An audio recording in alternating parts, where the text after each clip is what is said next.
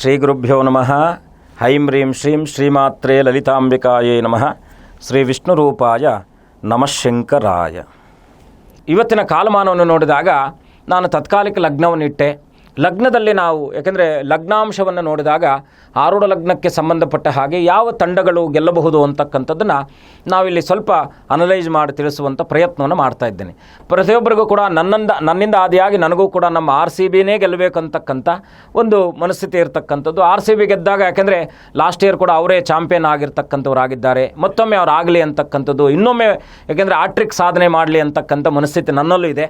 ಆದರೆ ಸಮಯ ಮತ್ತು ಸಂದರ್ಭ ಅಂತಕ್ಕಂಥದ್ದು ನಮ್ಮ ಕೈಲಿಲ್ಲದೆ ಇರತಕ್ಕಂಥದ್ದಾಗಿರುತ್ತೆ. ಈಗ ವಾತಾವರಣದಲ್ಲಿ ಯಾಕಂದರೆ ಬೆಳಗ್ಗೆ ಇದ್ದಂಥ ಸೂರ್ಯ ಮಾಧ್ಯಾಹ್ನಿಕ ಸಮಯಕ್ಕೆ ಮಳೆ ಬರುವಂಥ ಸೂಚನೆ ಇಲ್ಲದೇ ಇದ್ದರೂ ಕೂಡ ಮಳೆ ಬಂದಿರತಕ್ಕಂಥ ಎಷ್ಟೋ ನಿದರ್ಶನಗಳು ನಮ್ಮ ಮುಂದೆ ಇರತಕ್ಕಂಥದ್ದಿದೆ. ಹಾಗಾಗಿ ಈ ಒಂದು ಸಮಯವನ್ನು ನೋಡಿದಾಗ ಇವತ್ತಿನ ಯಾಕೆಂದರೆ ಆಲ್ರೆಡಿ ನಮ್ಮ RCB ಫೈನಲ್ಗೆ ಹೋಗಿ ಕೂತ್ಕೊಂಡಿದೆ. ಇನ್ನು ಅವರೊಟ್ಟಿಗೆ ಯಾರು ಬರ್ತಾರೆ ಅಂತಕ್ಕಂಥದ್ದು ಬಹಳ ಮುಖ್ಯವಾಗಿರ್ತಕ್ಕಂಥದ್ದು. ನನ್ನ ಅನಲೈಸ್ ಪ್ರಕಾರವಾಗಿ ಬಹಳ ಮುಖ್ಯವಾಗಿ ಏನಪ್ಪ ಅಂದರೆ ಇವತ್ತಿನ ಈ ಒಂದು ಸಮಯವನ್ನು ನೋಡಿದಾಗ ಸಮಯಕ್ಕೆ ಬಹಳ ಮುಖ್ಯವಾಗಿ ಸ್ವಲ್ಪ ಕಠೋರ ಸ್ಥಿತಿ ಇದೆ ಅಂತಕ್ಕಂಥದ್ದು. ಯಾರು ವಿರುದ್ಧವಾಗಿ ಯಾರು ಅವತ್ತಿನ ಕಾಲಮಾನವನ್ನು ನೋಡಿದಾಗ ಈಗ 31ನೇ ತಾರೀಕು ಒಂದು ಮ್ಯಾಚ್ ಇರತಕ್ಕಂಥದ್ದಿದೆ. RCB ಆಲ್ರೆಡಿ ಅಲ್ಲಿ ಕೂತ್ಕೊಂಡಿದೆ. ಅವ್ರ ಜೊತೆಗೆ ಯಾರು ಬರ್ತಾರೆ ಅಂತಕ್ಕಂಥದ್ದು ಇವತ್ತಿನ ಒಂದು ಪ್ರಶ್ನೆ ಆಗಿದೆ. ಆದರೆ ವಿಶೇಷವಾಗಿ ಹೆಚ್ಚಿನ ಮಾತ್ರದಲ್ಲಿ ಸ್ವಲ್ಪ ಯಾಕೆಂದರೆ ಈ 4 ತಂಡಗಳು ಅತ್ಯಂತ ಬಲಾಢ್ಯವಾಗಿರ್ತಕ್ಕಂಥ ತಂಡಗಳಿದ್ದಾವೆ. ಅದರಲ್ಲೂ ಒಂದು ಭಾಗ ನಮ್ಮ RCBನೇ ಅತ್ಯಂತ ಪ್ರಬಲವಾಗಿ ಬಲಿಷ್ಠವಾಗಿದೆ ಅಂತಕ್ಕಂಥದ್ದು ನಮ್ಮ ಅಭಿಪ್ರಾಯ. ಆದರೆ ಇದನ್ನು ಹೊರತುಪಡಿಸಿ ಗುಜರಾತು ಕೂಡ ಅಷ್ಟೇ ಒಂದು ಸುಭದ್ರವಾಗಿದೆ, ಹೈದರಾಬಾದು ಕೂಡ ಅಷ್ಟೇ ಸುಭದ್ರವಾಗಿದೆ, ಇನ್ನು ಅಷ್ಟೇ ಸುಭದ್ರವಾಗಿರ್ತಕ್ಕಂಥ 4 ತಂಡಗಳು ಇವತ್ತಿರ್ತಕ್ಕಂಥದ್ದಿದೆ. ಇಂಥ ಸಂದರ್ಭದಲ್ಲಿ ನಮ್ಮೆಲ್ಲರ ಮನಸ್ಸೇನು ಫೈನಲಲ್ಲಿ ಯಾರು ಬರ್ತಾರೆ ಅಂತಕ್ಕಂಥದ್ದು. ಫೈನಲಲ್ಲಿ ಬಹಳ ಮುಖ್ಯವಾಗಿ ಆಲ್ರೆಡಿ ಒಬ್ಬರು ಕೂತ್ಕೊಂಡಿದ್ದಾರೆ. ಇರ್ತಕ್ಕಂಥ 3 ಜನದಲ್ಲಿ ಇವತ್ತು ಯಾರು ಗೆಲ್ತಾರೋ ಅವರೇ ಫೈನಲ್ಗೆ ಹೋಗ್ತಾರೆ.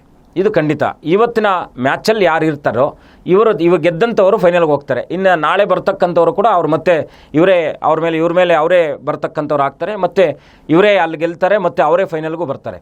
ನನ್ನ ಅನಲೈಸ್ ಪ್ರಕಾರ ಗುಜರಾತು ಮತ್ತು RCB ಎರಡೂ ಕೂಡ ಒಂದು ಫೈನಲಲ್ಲಿ ಇರ್ತಕ್ಕಂಥ ಒಂದು ಎಲ್ಲ ಸಂಭವ ಇರ್ತಕ್ಕಂಥದ್ದಿದೆ. ಯಾಕೆ ಅಂದರೆ ಬಹಳ ಮುಖ್ಯವಾಗಿ ಅದಕ್ಕಿಂತ ವಿಶೇಷವಾಗಿ ಗುಜರಾತ್ಗೆ ಇರ್ತಕ್ಕಂಥದ್ದಿದೆ. ಹಾಗಾಗಿ ಪ್ರಶ್ನಾರೂಢದಲ್ಲಿಟ್ಟಾಗ ಗುಜರಾತೇ ಅಂತಕ್ಕಂಥದ್ದು ತೋರಿಸ್ತಾ ಇದೆ.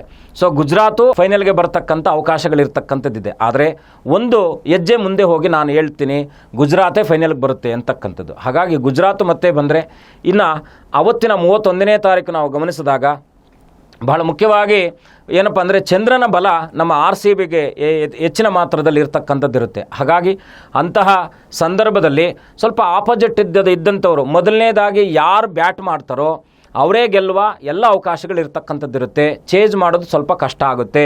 ಚೇಂಜಿಂಗ್ಗೆ ಅವತ್ತಿನ ದಿವಸ ತುಂಬ ಕಷ್ಟ ಆಗ್ತಕ್ಕಂಥದ್ದು.